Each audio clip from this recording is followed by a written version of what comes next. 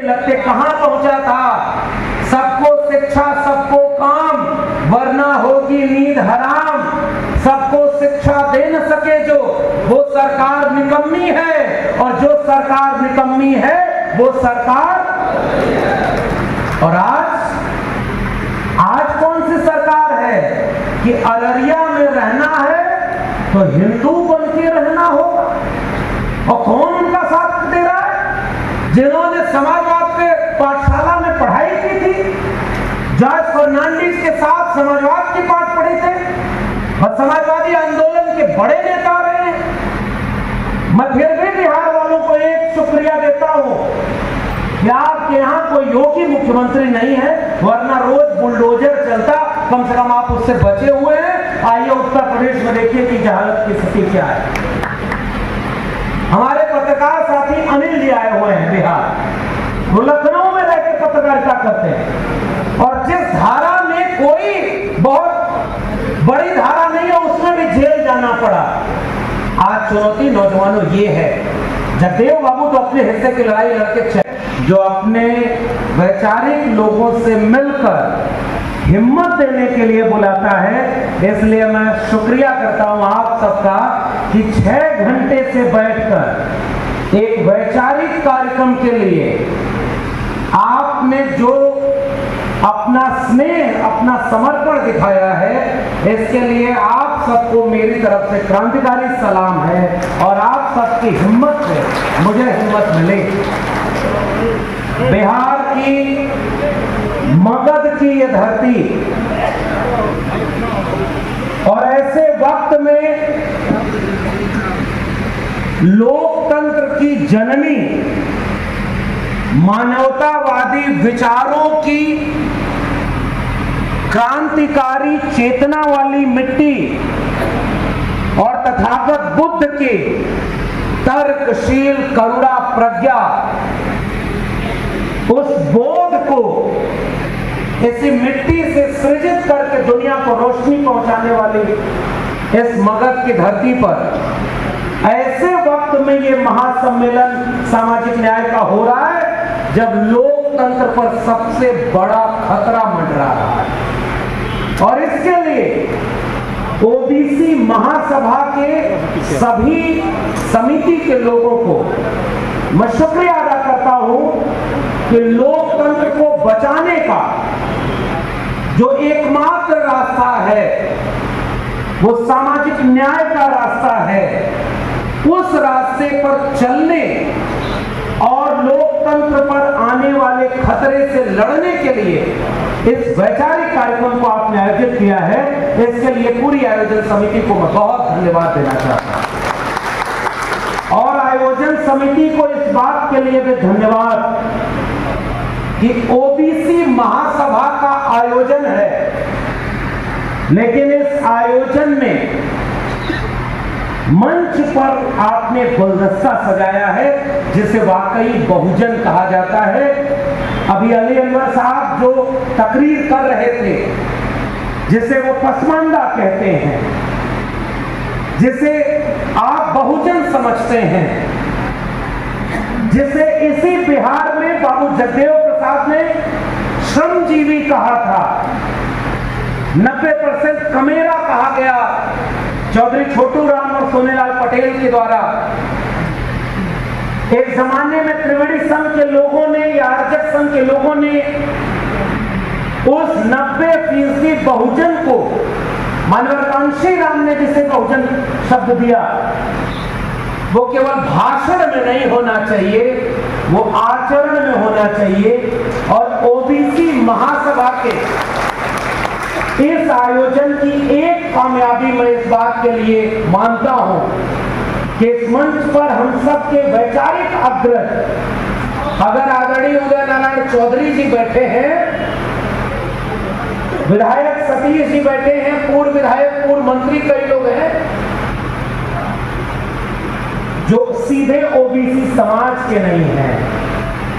इसका मतलब ओबीसी समाज, ओबीसी महासभा का ये आयोजन वाकई बहुजनों का आयोजन है। अली अनवर अंसारी साहब की आवाज न होती, सतीश जी की आवाज इसमें शामिल न होती, आदरणीय उदय नारायण जी की बात इसमें शामिल न होती तो ये आयोजन मेरे हिसाब से वैचारिक रूप से पूर्ण आयोजन नहीं होता। जिस 90% की बात हम करते हैं उस 90% का ये आयोजन है। इसके लिए आयोजन समिति को मैं बधाई देना चाहता हूं। बाकी कार्यक्रम इतना बड़ा कर दिया, 6 घंटे का कार्यक्रम, इस हिम्मत की भी दाद देनी चाहिए। वरना हमने वीरेंद्र बाबू से कहा था कि भाई बहुत ज्यादा वक्ता रखने में एक समस्या क्या होती है। देखिए, आप एक व्यक्ति लक्ष्मण यादव को बहुत ज्यादा सम्मान दें, इससे कोई बड़ी लड़ाई, कोई बड़ा आंदोलन शायद नहीं खड़ा हो पाएगा। क्योंकि हम जिस विचारधारा के मानने वाले लोग हैं उसमें व्यक्तियों की बहुत ज्यादा अहमियत नहीं है, उस विचार की अहमियत है जिन्हें हम जैसे तमाम लोग हजारों साल पहले से लड़के आगे बढ़ाए। थोड़ा हम बढ़ा रहे, हमारे बाद भी इस संघर्ष को लोग आगे बढ़ाएंगे। लिखा हमारे बहुत शानदार कवि शायर में कि कल और आएंगे नगमों की खिलती कलियां चुनने वाले, हमसे बेहतर कहने वाले, तुमसे बेहतर सुनने वाले। इसका अर्थ ये है, हमारे पूर्व के जितने वक्ताओं ने जितनी बातें कही वो वही बातें हैं जो हम कहना चाहते हैं। रिंकू जी जैसे लोग जब इस वैचारिक कार्यक्रम का एक वैचारिक खाका बनाते हैं कि सामाजिक न्याय का मतलब क्या है, फूले अंबेडकर पेरियार की विचारधारा कौन से देश को बनाना चाहती थी और आज हमारे सामने कौन सी चुनौतियां हैं, तो वो वही बात कह रहे हैं जो हमारी बात है। जब अली अनवर अंसारी साहब पसमानदा आंदोलन को सामाजिक न्याय के साथ जोड़ करके उस रिश्ते को कायम करना चाहते हैं जिसमें नारा लगा था एक जमाने में कि दलित पिछड़ा एक समान, हिंदू हो या मुसलमान। उसके बिना मुझे लगता है कि वो वैचारिकी अधूरी रह जाती। जब सतीश दास जैसे विधायक, मैं तो चाहता हूं कि यूपी में भी 2-4 ऐसे विधायक हो जाएं जो तेवर है। और होता क्या है, जब जनता जागरूक होती है ना तो नेता भी जनता के साथ खड़ा होता है। कल्पना करिए कि कोई तलवार बांटने के दौर में बिहार में कलम बांटे, नौकरी बांटे, बांटने वाले दौर में जाति जनगणना बिहार से हो, देश को एक रास्ता दिखाए, और जो नौकरी बांटे, जाति जनगणना कराए, सामाजिक न्याय की आवाज बुलंद करे और चुनाव हार जाए, बताइए अगली बार फिर वो बात कर पाएगा? मुश्किल। इसलिए नेता ये देखता है कि हमारा समाज अभी कितना तैयार है। हमारे उत्तर प्रदेश में भी एक समय परिस्थितियां अलग थी और आज तमाम लोगों के बुलडोजर के सामने समाजवादियों का पीडीए एक चुनौती बनकर के खड़ा हो गया है। इसका मतलब समाज पीडीए के साथ खड़ा है तो नेता आज पीडीए की बात कर रहा है और चुनाव में अयोध्या हरा रहा है। इससे बड़ा और सबूत आप क्या होना। इस बात को फिर से समझिए। 1990 में, आज का विषय है संगोष्ठी का, बाबा साहब भीमराव के भारतीय समाज के परिवर्तन में बाबा साहब का योगदान, और ये कार्यक्रम कौन कर रहा है? ओबीसी महासभा। बदल रहा है समाज साहब, क्योंकि एक जमाने में पहले कोशिश की गई कि डॉक्टर अंबेडकर को मिटा दिया जाए, किताबों में न हो, पाठशालाओं में न हो, उन पर चर्चा न हो। फिर डॉक्टर अंबेडकर को जब मिटा नहीं पाए तो सोचा दलितों के नेता बना दिया जाए। हम लोग भी बचपन में शायद यही तालीम पाए, डॉक्टर अंबेडकर कौन? तो दलितों के नेता होंगे। आरक्षण किसको दिया? दलितों को दिया। लेकिन कलम और किताब, सामाजिक आंदोलन कैसे समाज को धीरे धीरे बदलता है। आज ओबीसी महासभा बाबा साहब भीमराव अंबेडकर की तस्वीर को बीपी मंडल की तस्वीर के सामने यहाँ लगाए हुए, आप लोग इस तस्वीर को देख लीजिए। ये एकजुटता वो एकजुटता है जो वाकई बहुजन और 90% एकजुटता की बात करता है। इसके लिए भी मैं बधाई देता हूं। ओबीसी समाज के लोग केवल कांवड़ नहीं ढो रहे, वो अपने वैचारिक आंदोलन को भी अपने कंधों पर लेकर के आगे बढ़ने का काम। हाँ, अभी कांवड़ वालों को बढ़ाया जा रहा है। हमारे उत्तर प्रदेश में कांवड़ धोने जाइए, हेलीकॉप्टर से फूलों की बारिश करवाई जाएगी और 69,000 शिक्षक भर्ती घोटाला हो जाए। शिक्षक बनने का हक मांगने जाइए तो लाठियों को बरसाया जाएगा आपके ऊपर। इस फर्क को ही हमें समझना होगा कि पाखंड और अंधविश्वास में कैसे नई पीढ़ी को डाला जा रहा है। और इसलिए इस आयोजन को मैं कामयाब आयोजन मानता हूं कि आज बाबा साहब भीमराव अंबेडकर केवल दलित समाज के नेता नहीं, आइडिया ऑफ इंडिया के नेता हैं, मानवता के नेता हैं और इस देश के एससी, एसटी, ओबीसी और पसमानदा समाज से लेकर के महिलाओं तक को बराबरी और न्याय का भारत देकर के इंसान को इंसान के बराबर करने वाले नायक और नसीहत के रूप में हम सबके बीच में खड़े। और ये बात कुछ लोगों को नागवार गुजरती है कि पिछड़ों के साथ दलित कैसे साथ में आ गए। झगड़ा लगाओ कि दलितों के ऊपर सबसे ज्यादा अन्याय कौन करता है? ओबीसी। झगड़ा लगाओ कि ओबीसी में कौन जाति है जिसने सारा हक लूट लिया। झगड़ा लगाओ कि कैसे घर के भीतर ही भाई को भाई से लड़ा दिया जाए।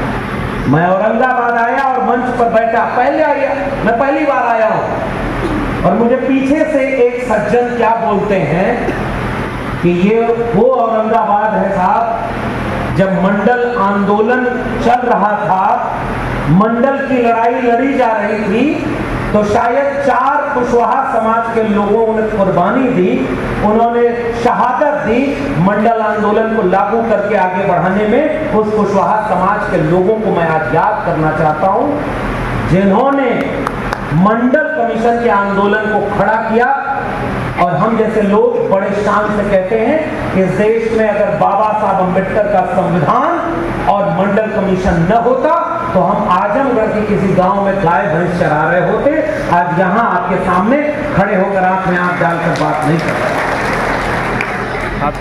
हमारे तन पर ये जो कपड़े हैं, ये लिबास है, हमें हमारे हाथ में कलम और किताब आई, हमारी आंखों में आत्मविश्वास आया और इतना आत्मविश्वास आया कि वक्त के तानाशाहों को भी हम चुनौती देकर के कहना चाहते हैं कि जुल्म के साए में लब खोलेगा कौन, और हम भी चुप रहे तो फिर बोलेगा कौन। और इसीलिए मैंने प्रोफेसर की डायरी लिखी।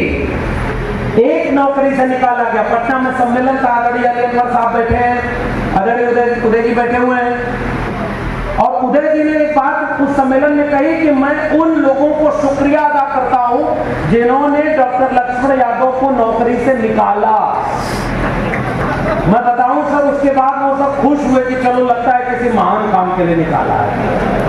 कल तक वो बड़े अफसोस में थे और मैं शुक्रिया अदा करता हूं देश के उन तमाम लोगों को जिनसे मैं शायद अभी तक मिला भी नहीं हूं, लेकिन गलत को गलत कहने के लिए उन्होंने मेरे समर्थन में पूरे देश में हजारों जगहों पर आंदोलन किए और ये बात कही कि जो आरएसएस की शाखा में नहीं जाएगा क्या वो अब इस देश में प्रोफेसर भी नहीं बन पाएगा। और मैं शुक्रिया अदा करता हूं कि मेरा समाज मेरे साथ खड़ा है। और आज जो ये सम्मान आपका है, ये एक व्यक्ति का सम्मान नहीं है, वो उस विचारधारा का सम्मान है जो हमें हिम्मत और दिशा दोनों देता है कि हम डर के नौकरी के लिए लड़ते तो बीपी मंडल, बाबा साहब अम्बेडकर, महात्मा फूले, डॉक्टर राम मनोहर लोहिया, भगत सिंह, इनमें से कोई नौकरी नहीं करता था और तमाम लोगों को नौकरी कैसे मिले उस रास्ते को बनाने का काम किया। इसलिए हम उस विचारधारा को आगे बढ़ाने का काम कर रहे हैं। इसलिए एक नौकरी क्या बात है, इसलिए मैं आपके बीच में केवल एक गुजारिश करने आया। गुजारिश क्या है कि जब आप औरंगाबाद के उस इतिहास को पढ़ेंगे, और खासकर नौजवानों, जितने नौजवान यहाँ आए उनसे मैं ये सवाल पूछना चाहता हूं कि औरंगाबाद में मंडल कमीशन के समर्थन में अगर कुशवाहा समाज के लोगों ने अपनी कुर्बानी दी, इस पूरे बिहार में कभी कोई बस्तियां जला देता था तो कभी कोई खटिया पर बैठने नहीं देता था, कभी कोई जाति के नाम पर गालियां बना करके अपमानित करता था, तो कोई ये कहता था कि इनको ये मुख्यमंत्री भी बन गए तो शूद्र मुख्यमंत्री बनेगा तो गंगा में आग नहीं लगेगी तो और क्या होगा। मुख्यमंत्री बनने के बाद अपमान इसे बिहार में MA BA पास करेंगे और कर्पूरिया को बांस करेंगे। मुझे अफसोस के साथ ये बोलना पड़ रहा है क्योंकि आज कुछ लोग RSS की शाखा वाले उन्हें भारत रत्न देकर के वोट लेना चाहते हैं। हम उनसे सवाल पूछना चाहते हैं कि कर्पूरी ठाकुर के खिलाफ इतनी अपमानजनक गाली देने वाले लोग कौन थे? क्या वो मुसलमान थे? क्या राम नरेश यादव उत्तर प्रदेश में मुख्यमंत्री थे और बिहार में कर्पूरी ठाकुर जी मुख्यमंत्री थे। राम नरेश वापस जाओ, वापस जाके भैंस चराओ, देश कौन चलाएगा? ये सवाल आज भी लोग पूछना चाहते हैं और हम भी आपके साथ यहां मगध की धरती से पूछना चाहते हैं। दिल्ली से चमड़ा भेजा संदेश, बार बनावे कर्पूरी और भैंस चरावा राम नरेश। ये किसने अपमान किया था उन जातियों का? हमारे पूर्वांचल में तो गाली देते थे, अहिर गड़रिया कुर्मी चोर, धर सारे का टंगरी तोड़। भोजपुरी समझते हैं ना? ये किसी मुसलमान ने गाली बनाई क्या?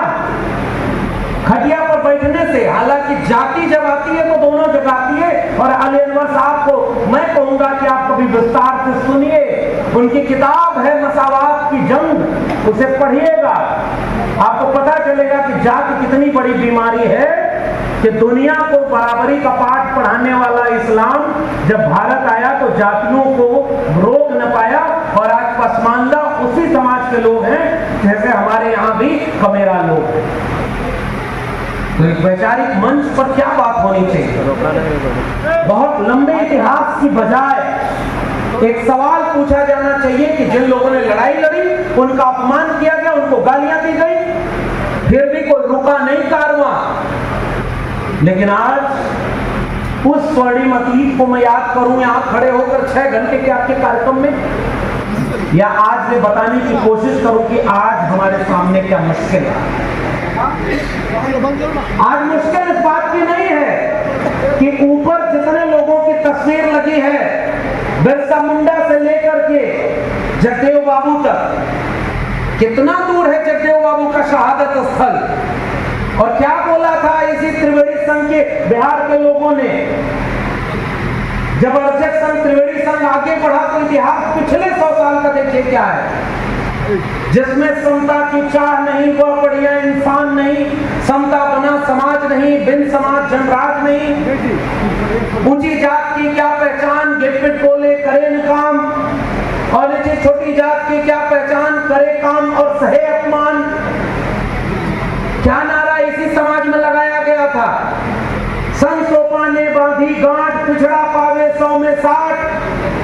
उस नारे को आगे बढ़ाया इसी समाज के, इसी बिहार के लोगों और नौजवानों में। आपको अपना इतिहास रूबरू कराना चाहता हूं कि 100 में 90 शोषित हैं, शोषितों ने ललकारा है, धन धरती और राजपाट में 90 भाग हमारा है, 10 का शासन 90 पर नहीं चलेगा। उस नारे को आगे बढ़ाने के लिए समाजवादियों का, अंबेडकरवादियों का, वामपंथियों का आंदोलन आगे बढ़ा।